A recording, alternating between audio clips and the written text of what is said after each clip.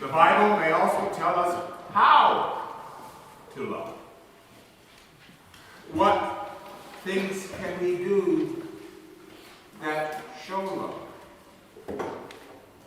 There's an interesting debate about these passages. Is it suggesting a passive method or an active one? Do you just back inward, or is there an outward dynamic to this that is challenging? In the story of Joseph, when you read, and I'd love to hear biblical scholars on this, I've checked some, but I'd like to have some folk here who are perhaps better at Hebrew. Joseph does not forgive his brothers. Is that a surprise? He loves them still. He looks after his folk. He does not seek retribution. But he does not forgive them for selling him into slavery, for the pain that they caused his father, for the journey he endured. So then, what are we to do? Lead us not into temptation, and on it goes in our prayer.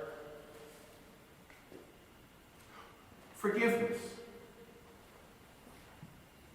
I find when I hear someone after a great tragedy quickly forgive, I feel, well, perhaps that is so. Perhaps the grace of Christ has worked with them to enable them to put it in the past. But sometimes it seems too easy, too quick, and therefore maybe puts a burden on those who struggle with forgiveness, if indeed they should forgive at all. Should the white community say, oh well, that was just back then, to the African, North American, Caribbean community? Should we just say, oh well, we didn't know any better? Well, we had the same testament. We went to church, a segregated one. Why didn't we know better? It's too convenient to say there is not a lingering effect. And this passage with Joseph has been used to justify slavery and trafficking. It's God's design, akin to God spared me. We have to be careful with misappropriating the love of God and the process of working out difficulty in relationships. And so that's why I feel it's important to acknowledge the story of the African, North American, South American, Caribbean community. The story should not be forgotten. The story of what happened in Germany, that I fear we're getting all too close to again, should not be forgotten. And that there is an accountability, not retribution, but accountability. A scholar that changed me was a book, The Pedagogy for the Oppressed. Have any of you read that? It talks about liberation and liberation theology and how it's not just a matter of turning things upside down. And the analysis is, too often that's what happened. Those who were oppressed gained ascendancy, much like the story here, how Joseph sold into slavery, but rises to become the vice president. And just flips it. And then they oppress back, and back, and back, and back, and back. What the author said, it was important that forgiveness works out in his way of changing the whole dynamic altogether, of stopping that cycle, the flipping of the coin, but liberating both the oppressed and the oppressor, that the future is a different reality, into a different realm, a different way of being. That makes sense to me. That makes sense to me in the light of the stories of Jesus, who talks not passively. It's not just a matter of let whatever happened to you happen to you.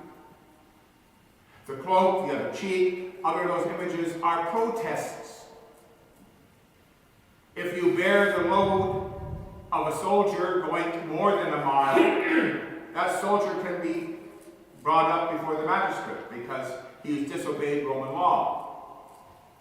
If I take off my tunic as demanded to you because I owe you, but I must get it back in the evening, I give you the other one I'm wearing. We only wear two. So like Noah, you behold my nakedness. And that is a shame not to me, but to you for seeing that, for demanding that, for putting me in that position, for taking advantage of my situation.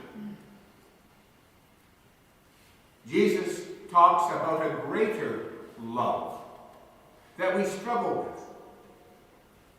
I'm not saying we're not called to forgive, but I'm saying it's called to be true.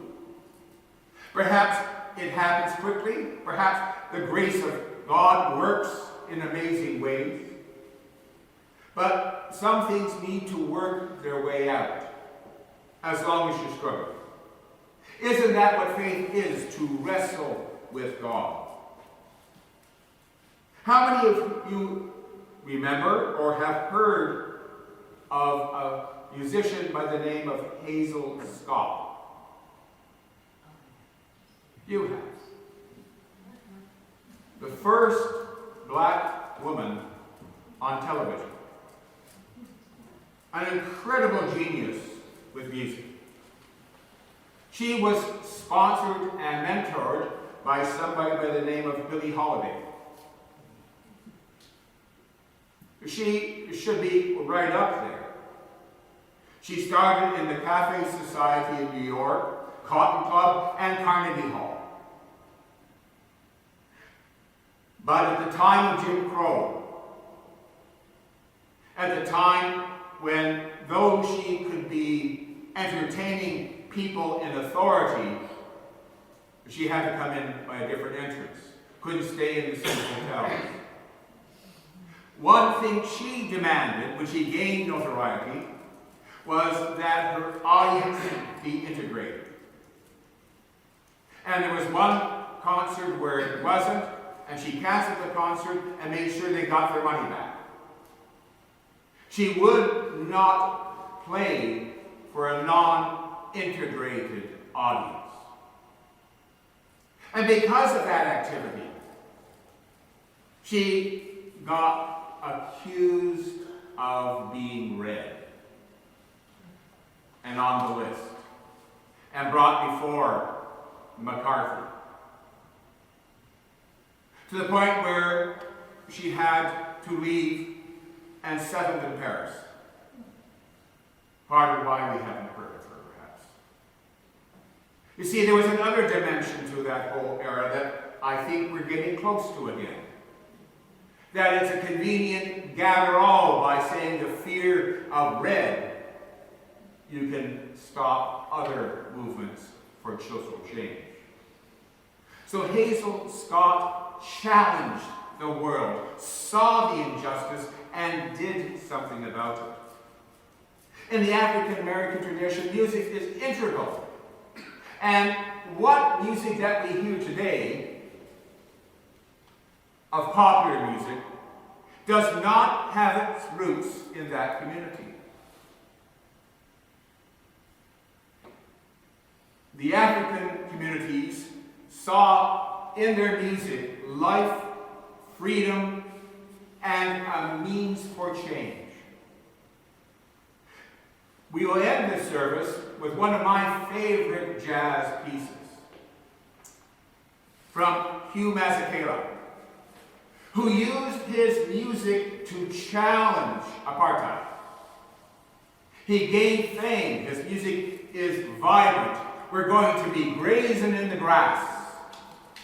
And if that doesn't make you want to dance, I don't know what it takes. It's alive, it's powerful, and it is a voice for change.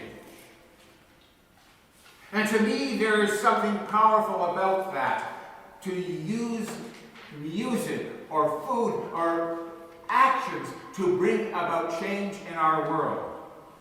And to me, that is loving. That's how we stop this over, under, to a realm that Jesus was trying to bring to us so long ago. A realm where you do what you would wish done to you.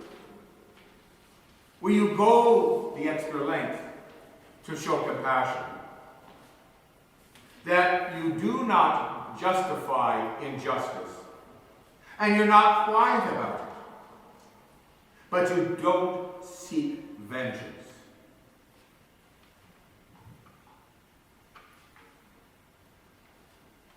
And so I conclude with a wise prophet, two sayings. May I stress the need for courageous, intelligent, and dedicated leadership.